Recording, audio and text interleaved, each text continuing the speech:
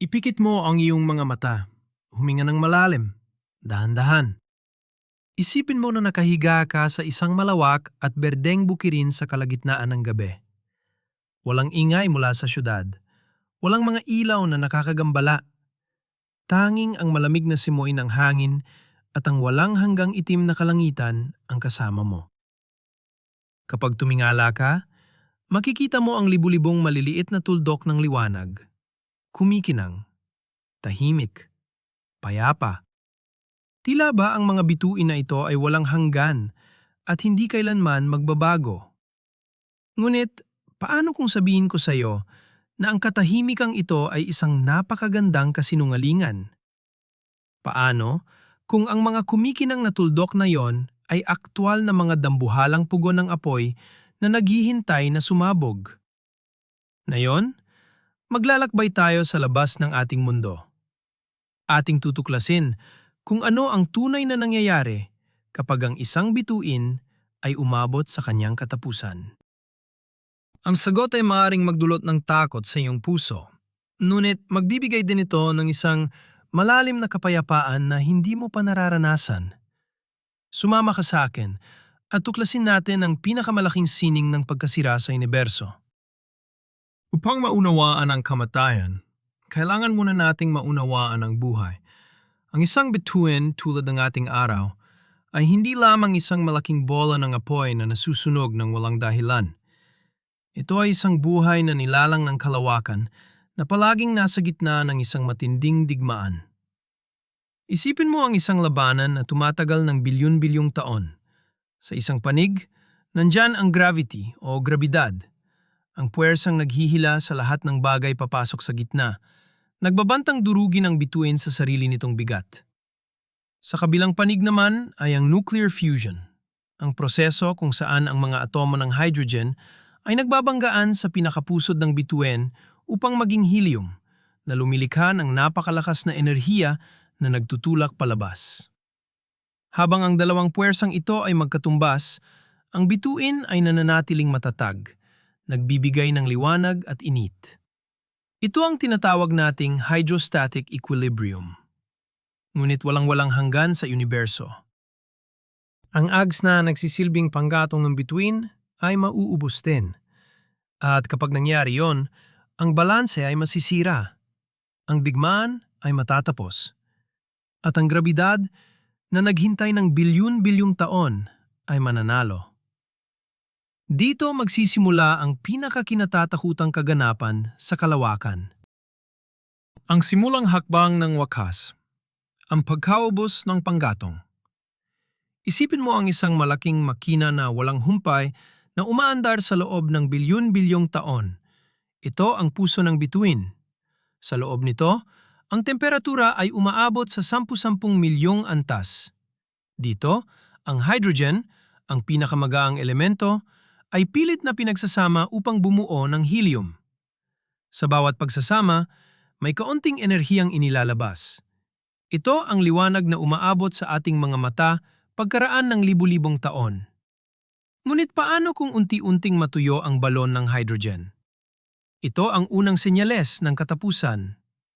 Habang nauubos ang hydrogen, bumababa ang enerhiyang nagtutulak palabas.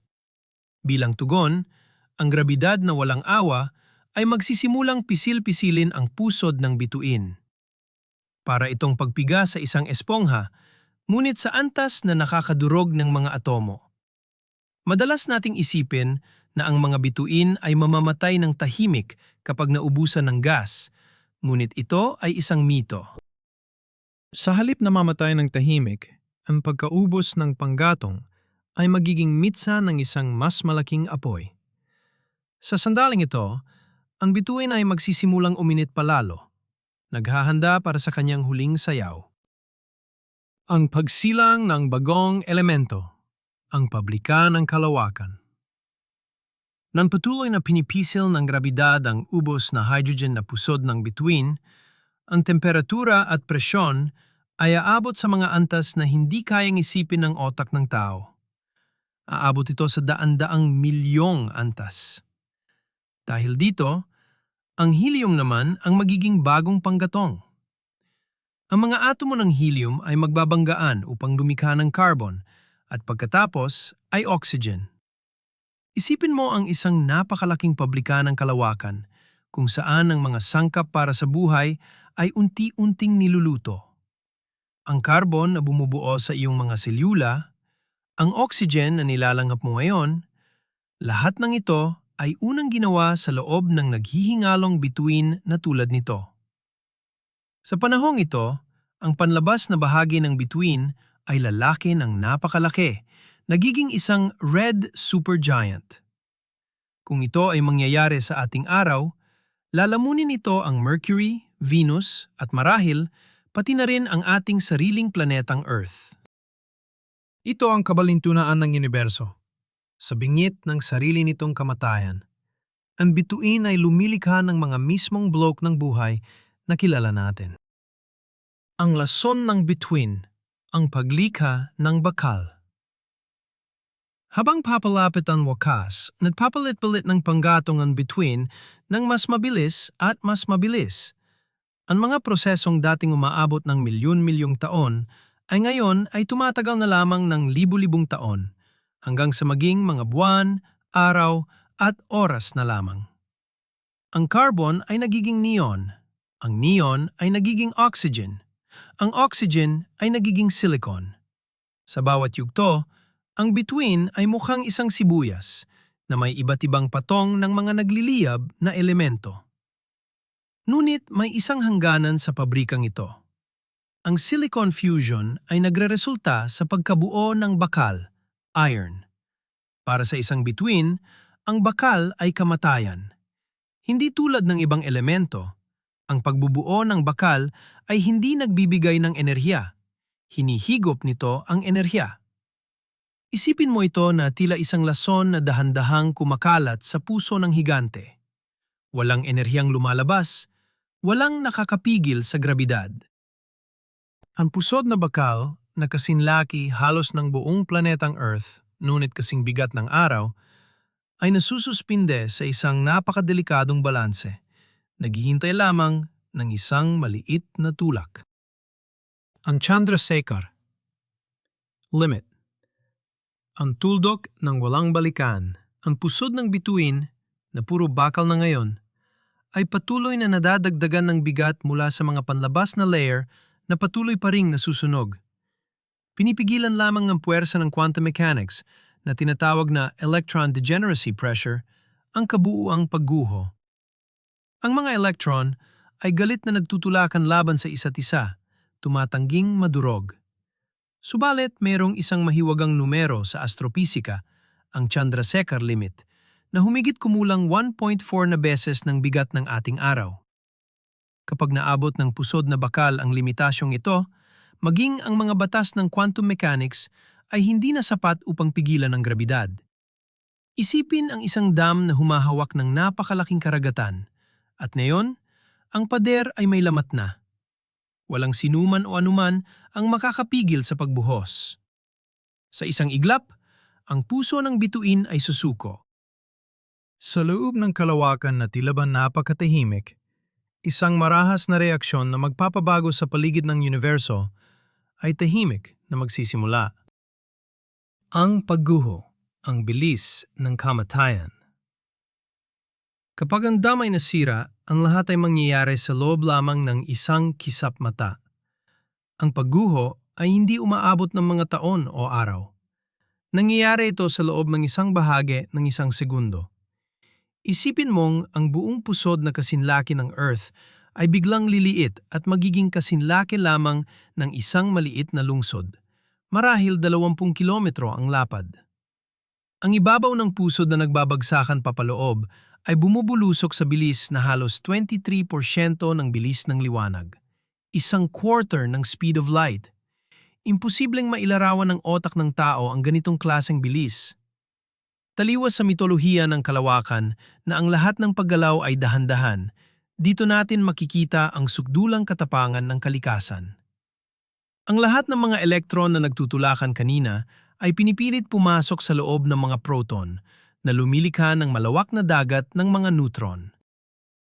Ang dating nagliliyab na sentro ay naging isang napakasiksik at napakatigas na bola. Naghihintay na saluhin ang milyon-milyong tonelada ng material na bumabagsak papunta rito. Ang ghost particles, ang pag-ulan ng neutrinos. Kasabay ng pagdurog sa mga electron at proton, isinisilang ang isang nakamamanghang kababalaghan, ang neutrinos. Ang mga ito ay tinatawag na ghost particles dahil wala silang pakialam sa solidong materya. Halos wala silang bigat at maaari silang dumaan sa bilyon-bilyong kilometro ng solidong tingga nang hindi man lang tumitigil. Sa sandali ng pagguho ng bituin, 99% ng enerhiya ng paparating na supernova ay ipinapalabas sa pamamagitan ng napakaraming bilyon-bilyong neutrinos. Kung merong supernova na mangyayari malapit sa atin, bago mo pa makita ang liwanag, dadaan muna ang bilyon-bilyong ghost particles na ito sa iyong katawan. Isipin mo na ang iyong mga kamay, ang iyong puso, at ang iyong kaluluwa ay tinatagos ng mga mensaherong ito mula sa patay na bituin nang hindi mo namamalayan.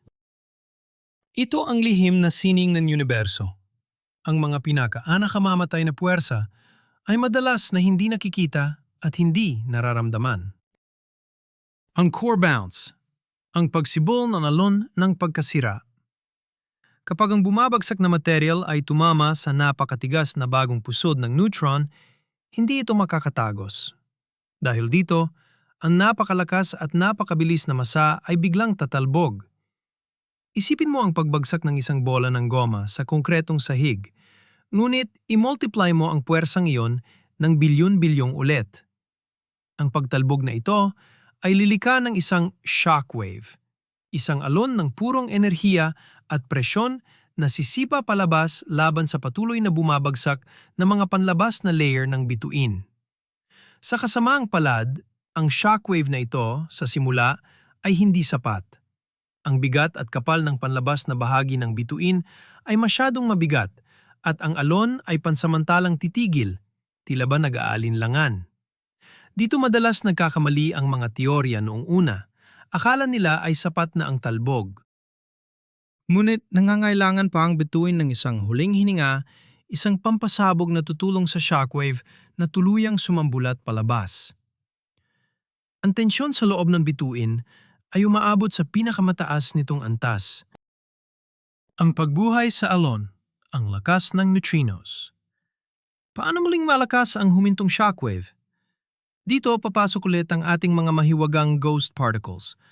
Habang ang bilyon-bilyong neutrinos ay pilit na lumalabas mula sa pusod, marami sa kanila, dahil sa matinding siksikan ng materya, ang naiipit at naaabsorb ng nakatigil na shockwave. Ang init at enerhiyang dala ng mga neutrinos na ito ang nagbibigay ng kinakailangang puwersa upang buhayin muli ang alon. Isipin mo ang pag-ihip ng bagong apoy sa nagbabagang uling. Ang shockwave na sumisigla ay nagiging isang malakas na harabas na tumatagos patungo sa ibabaw ng bituin. Winawasak nito ang lahat ng nasa dadaanan niya, pinagwawatak-watak ang mga atomo, tinutunaw ang mga layer ng iba't ibang elemento at nagdadala ng impyernong init pataas. Ito na ang huling sandali ng bituin bilang isang buong entity.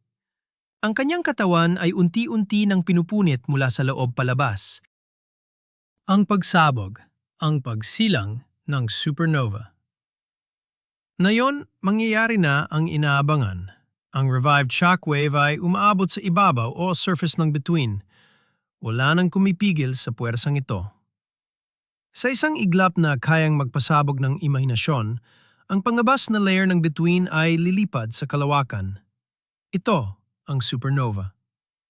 Ang isang pagsabog ay napakalakas kaya para sa ilang linggo o buwan, ang namatay na bituing ito ay mas maliwanag pa kaysa sa 100 bilyong bituin ng buong kalawakan kung saan ito naroroon.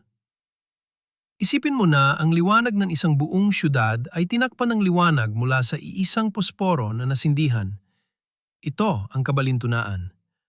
Ang sandali ng kamatayan ng bituin ang nagbibigay sa kanya ng pinakamaningning at pinakamagandang porma. Ang liwanag nito ay makikita mula sa milyon-milyong light years ang layo, nagdadala ng mensahe ng kanyang pagkawasak patungo sa ibang mga sibilisasyon at iba pang mga planeta, kabilang na ang ating mundo. Ang liwanag na nakakabulag. Mas matingkad kaysa bilyon-bilyong araw. Upang lubos na maunawaan ang antas ng liwanag ng isang supernova, kailangan nating iwanan ang ating makamundong pag-iisip. Kung ang ating sariling araw ay magiging isang supernova, kahit hindi ito mangyayari dahil maliit ito, ang kalangitan ay hindi lang magliliwanag. Ito ay masusunog. Ang liwanag mula sa isang katamtamang supernova na naganap ilang libong light years ang layo ay sapat upang paliwanagin ang langit sa gabi at makapagbasa ka ng libro na tila ba umaga. Sa kasaysayan ng Earth, nagkaroon na ng mga naiulat na supernova na nakikita ng malinaw sa araw umabot ng ilang buwan, gaya ng iniulat ng mga astronomong Tsino noong taong 1054. Ang liwanag na ito ay hindi mapayapa. Ito ay marahas at puno ng radiation.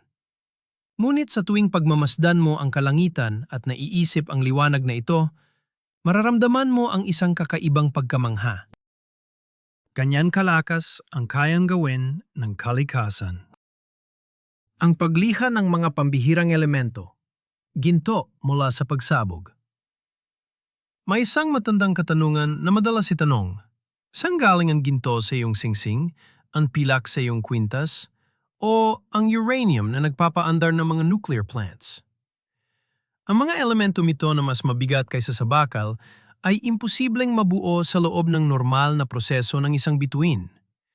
Kailangan nila ng isang kapaligiran na may napakatinding init, lakas, at libreng neutrons. Ang kapaligirang yon ay matatagpuan lamang sa napakaikling sandali ng isang pagsabog ng supernova. Sa loob ng ilang segundo, habang nagaganap ang shockwave, mabilis na nakakahuli ng neutrons ang mga atomo sa isang proseso na tinatawag na R process. Kaya sa tuwing titingin ka sa ginto o pilak, nakatingin ka sa mga piraso ng patay na bituin. Bawat himaymay ng mga mamahaling metal na ito sa Earth ay nabuo sa mismong sandali ng pagkawasak sa kalawakan. Ito ay isang paalala na sa bawat pagtatapos, may isang napakagandang simula at pamana na naiiwan. Ang pagkalat ng material. Ang nebulang nabubuo. Pagkatapos ng nagbubulag na liwanag, ang material ng bituin ay inihahagis sa lahat ng direksyon sa kalawakan sa bilis na milyon-milyong milya kada oras. Habang ang mainit na gas na ito ay lumalayo, unti-unti itong lumalamig at bumubuo ng mga kamanghamanghang ulap na puno ng kulay na tinatawag nating supernova remnant o nebula. Isipin mo ang sikat na Crab Nebula o ang Veil Nebula. Ito ay mga litrato ng mga sumabog na bituin na nag-iwan ng mga tilapintang likha ng sining. Ang mga ulap na ito ay hindi lang magaganda, sila rin ay may layunin.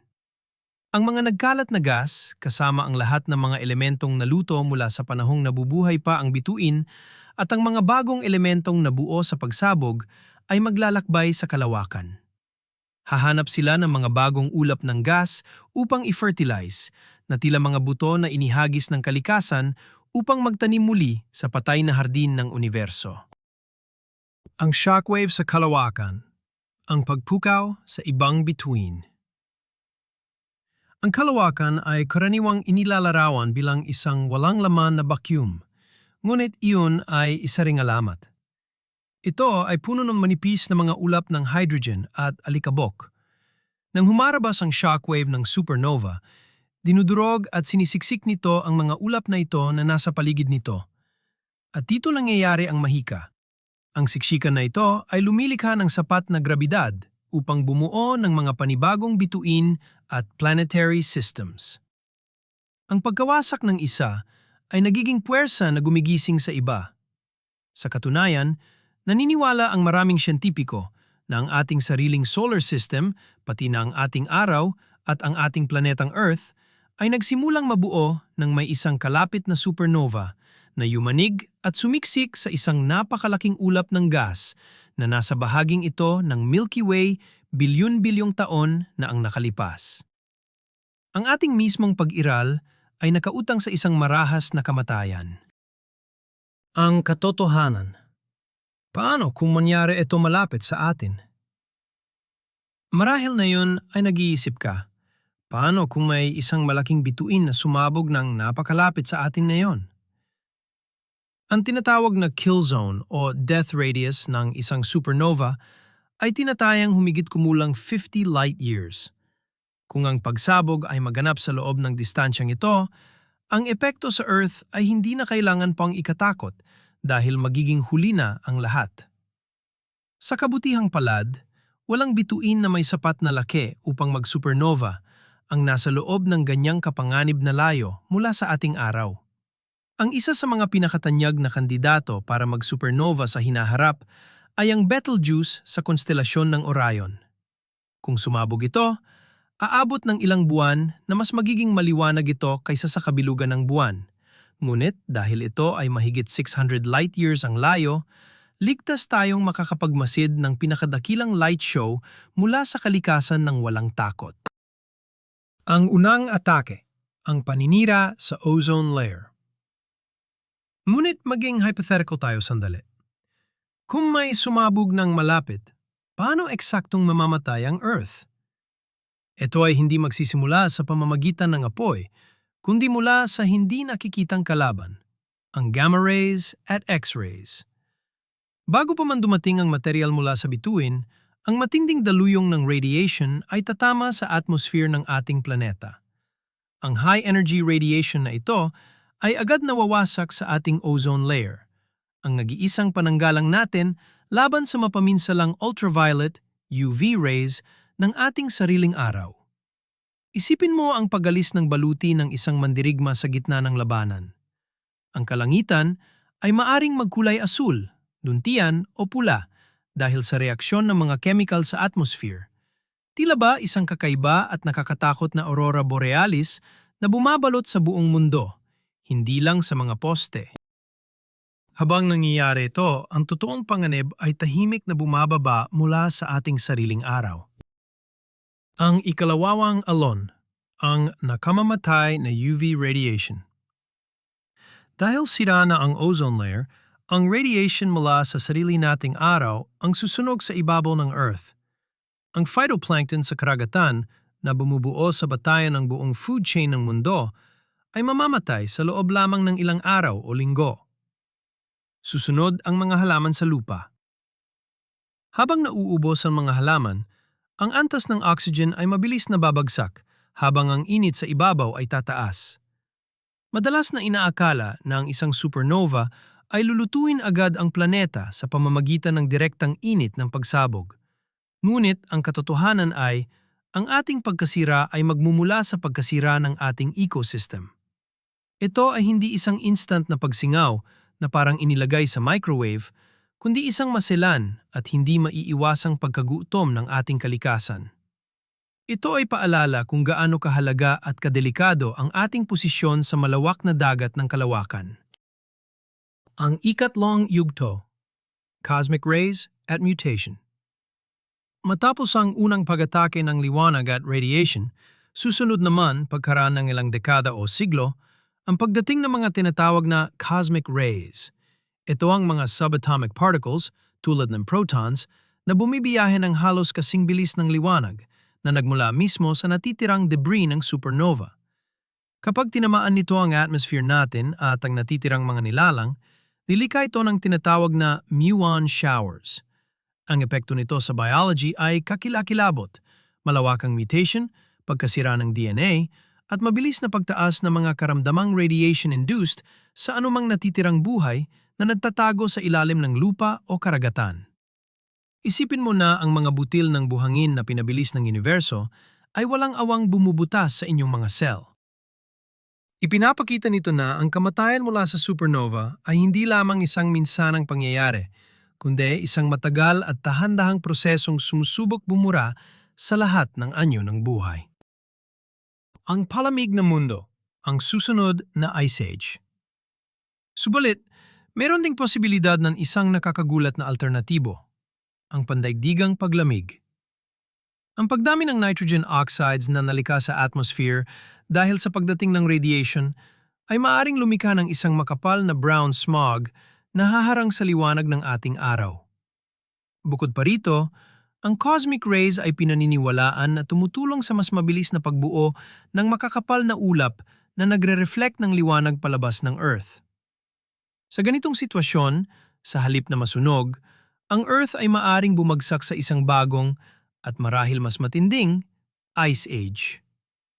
Isipin mo ang kalangitang nakakubli sa walang katapusang madilim na mga ulap at ang mga karagatan at kontinente ay nababalutan ng yelo, habang ang maningning na liwanag ng sumabog na bituin ay dahan-dahang naglalaho sa dilim ng dekada. Ito ay isa sa mga teorya na maaring sanhi ng mga maliliit na mass extinctions sa nakaraan ng ating mundo. Ang natitira, ang siksik na puso, ang neutron star. Ngayon, iwanan na natin ang mapanglaw na pananaw sa Earth at bumalik sa pinangyarihan ng sakuna. Matapos liparin sa kalawakan ng halos buong katawan ng bituin, ano ang naiwan? Tandaan mo ang maliit na bola ng mga neutron na nakatayo laban sa grabidad? Kung ang urinan na bigat ng pusod ay sapat lamang at hindi sobra-sobra, ito ay maiiwang isang nakalutang at nag-iisa na entity, ang neutron star. Isa ito sa mga pinaka-nakakakilabot ngunit nakamamanghang obyekto sa universo. Isipin mo ang isang bagay na kasing laki lamang ng isang maliit na bayan dito sa Earth, halimbawa ang siyudad ng Maynila, ngunit naglalaman ng bigat na mas malaki pa kaysa sa ating buong araw. Upang mas maunawaan, kung kukuha ka ng isang kutsarita ng material mula sa neutron star at dadalhin ito sa Earth, magiging kasing bigat ito ng isang napakalaking bundok tulad ng Mount Everest. Ito ang pinakasiksik na solidong bagay sa sandaigdigan. Ang umikot na parola, ang pulsar. Ang bagong panganak na neutron star ay hindi lamang siksik. Ito ay umiikot sa bilis na nakakahilo. Dahil sa batas ng pisika na tinatawag na conservation of angular momentum, kung saan ang pagliit ng laki ay nagreresulta sa pagbilis ng pag-ikot, katulad ng isang figure skater na ititiklop ang mga braso niya, ang ilang neutron star ay maaring umikot ng daan-daang beses bawat segundo. Bukod pa rito, mayroon silang napakalakas na magnetic field. Dahil dito, ang neutron star ay magbubuga ng matinding beam ng radiation mula sa magnetic poles nito. Kung ang beam na ito ay nakatuon sa direksyon ng Earth, makikita natin itong parang isang parola na nagfa-flash tuwing iikot ito. Tinatawag natin itong pulsar. Ang tunog at pulso nito ay napaka-eksakto, kaya noong una itong nadiskubre ng mga astronomo, inakala nilang mensahe ito mula sa mga aliens at tinawag nila itong LGM-1 o Little Green Men 1. Isang kumpas ng oras na nagmula sa kamatayan. Ang suktulang katapusan, ang pagsilang ng black hole.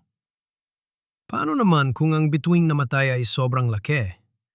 Paano kung ang bigat ng natitirang pusod ay masyadong malakas at kahit ang mga neutron na nagsisiksikan ay hindi na mapigilan ang tinde ng grabidad? Dito magaganap ang pinakamalalim na kababalaghan ng universo. Magpapatuloy ang pagguho. Madudurog ang mismong puwang, space, at oras, time. Ang lahat ng bigat ng bituin ay masisiksik sa isang tuldok na walang dimensyon, ang tinatawag na singularity. Ito ang pagbuo ng isang black hole. Ang grabidad sa paligid nito ay sobrang lakas na kahit ang pinakamabilis na bagay sa universo, ang liwanag, ay hindi makakatakas. Kapag tinitingnan ang lugar na ito, wala kang makikita kundi isang walang hangganang butas sa tela ng katotohanan. Dito, ang mga panuntunan ng pisika at siyensya na kilala natin ay ganap na nasisira at walang kabuluhan. Ang black hole ang pinakakatahimikan pagkatapos ng isa sa mga pinakamalakas na ingay. Ang katotohanan tungkol sa black holes. May isang tanyag na mito na ang mga black holes ay parang mga malalaking vacuum cleaner sa kalawakan na sinisipsip ang lahat ng bagay na malapit.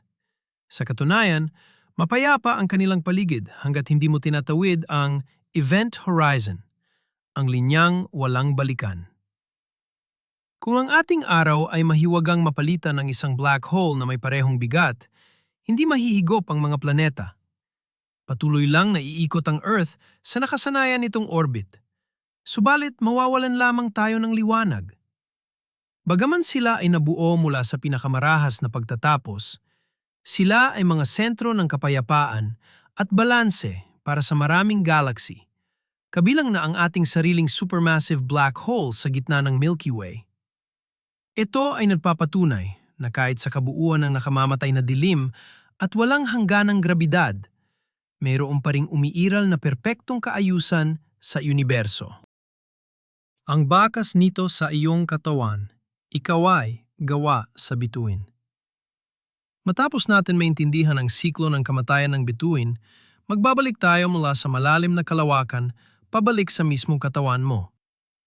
Tumingin ka sa iyong mga kamay, damhin ang pagtibok ng iyong puso. Alam mo ba na ang dugo na dumadaloy sa iyong mga ugat ay mayaman sa bakal o iron? Ang bakal na nagdadala ng oxygen sa bawat selula ng katawan mo ay eksaktong kapareho ng lason ng bakal na nabuo sa puso ng naghihingalong bituin bago ito sumabog. Ang carbon sa iyong balat, ang calcium sa iyong mga buto, at ang mga ginto at pilak na kinagigiliwan nating mga tao, lahat ng mga ito ay isinilang lamang sa init ng mga sumasabog na supernova bilyon-bilyong taon bago pa isilang ang solar system natin. Hindi tayo hiwalay sa kalawakan. Tayo ay mismong mga bahagi nito. Gaya ng tanyag na sinabi ng astronomong si Carl Sagan, tayo ay gawa sa material ng mga bituin. We are made of star stuff. Bawat bahagi mo ay isang maliit na patunay ng pagsabog. Ang tunay na kahulugan ng pagkasira. Ang isang malaking bituin na sumasabog at nagiging supernova ay madalas nating ilarawan bilang simbolo ng matinding takot, pagkasira at kaguluhan.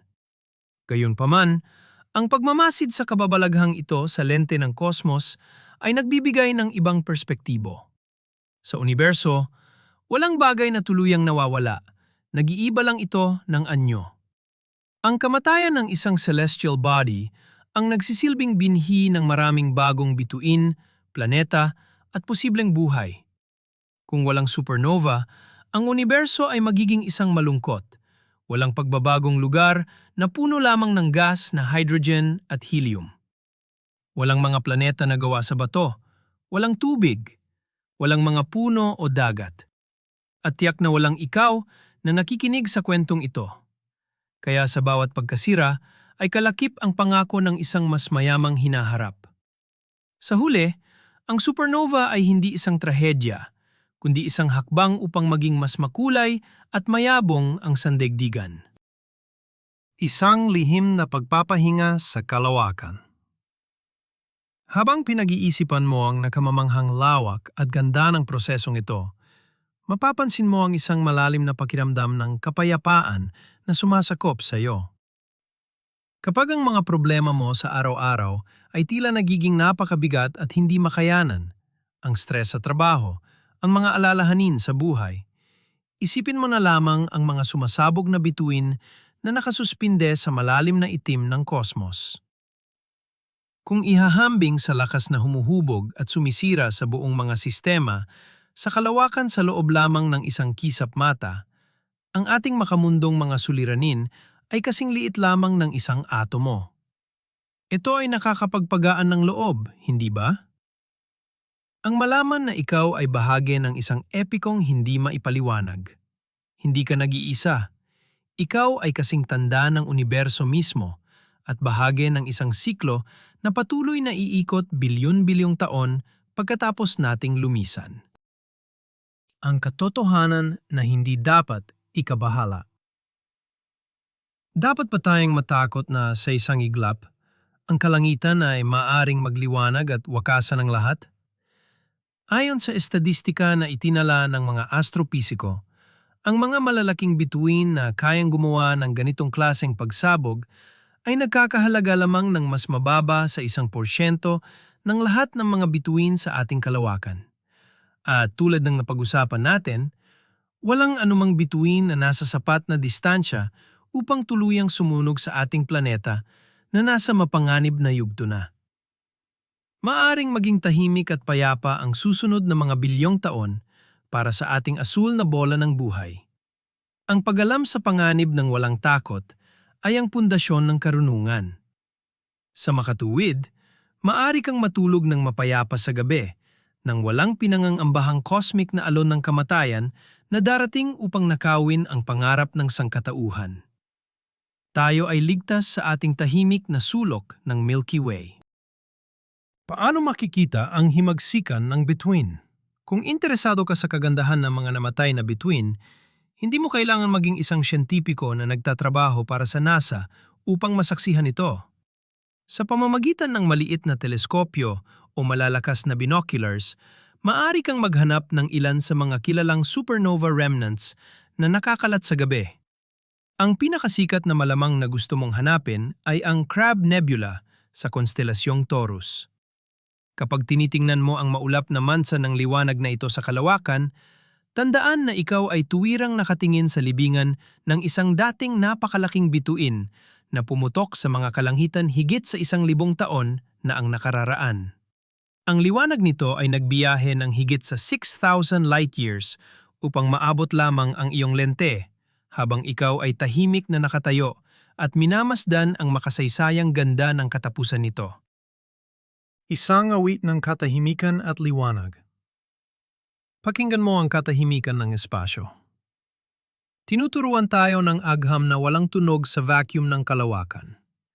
Kahit ang pinakamalaking supernova ay sasabog at wawasakin ang paligid nito nang walang kasamang malakas na putok o kulog na maulinigan ng tainga. Ang tanging paraan na nagsasalita ang universo ay sa pamamagitan ng liwanag, init at radiation. Ito ay isang nakakabighaning kaisipan. Ang pinakamarahas na panggagahasa sa kalikasan ay nagaganap sa sukdulang pagiging tahimik at nakakabinging kapayapaan. Kaya't kapag hinahanap mo ang iyong sariling panloob na kapayapaan at gustong pakalmahin ang ingay sa iyong ulo, ipikit mo ang iyong mga mata at isipin mo ang pagputok na walang inay. Isang sayaw ng liwanag at enerhiya sa kalawakan, perpekto at mahinahon sa pagiging tahimik nito. Koneksyon ng pag-iisip, ang universo sa loob natin. Upang mas lalo mong madama ang tinalakay natin, inaanyayahan kitang ikonekta ang sarili mo sa kalawakan. Maraming sinaunang pilosopya at relihiyon ang naniniwala na ang maliit, microcosm, ay refleksyon ng malaki, macrocosm. At tulad ng nakita natin ng pag-aralan natin ang ating dugo at ang mga gas na ginagamit natin, hindi nagkakamali ang ideyang ito. Bawat araw, milyon-milyong mga cell sa katawan mo ang namamatay upang palitan ng mga bago, isang walang katapusang cycle ng microsupernovae sa loob ng sarili mong biological na universo. Sa tuwing nakakaranas ka ng matinding emosyon tulad ng labis na kagalakan, takot o kapayapaan, naisa sa buhay mo ang tinde ng isang cosmic na kaganapan na nagbibigay buhay at bumubuo. Kaya mo ring wasakin ang kalungkutan upang makagawa ng panibagong kagalakan. Magkatulad ang galaw at pulso ng tao sa pagtibok ng buong universo. Ang pagtulog na kapiling ang mga bituin. Bago natin tapusin ang paglalakbay na ito, huminga ka ulit ng isa pang malalim na hininga.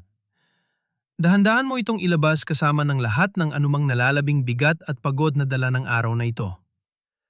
Gumaan na ang iyong isip dahil naiintindihan mo na sa kabila ng pinakamalalakas at pinakanakakatakot na puwersa, mayroong laging balanse. Maging ang pinakanakamamatay na enerhiya ay may dahilan, at ang dahilang iyon ay upang lumika. Ang bawat tuldok sa kalangitan ay isang kwento ng pag-iral, pakikibaka, kamatayan at pamana.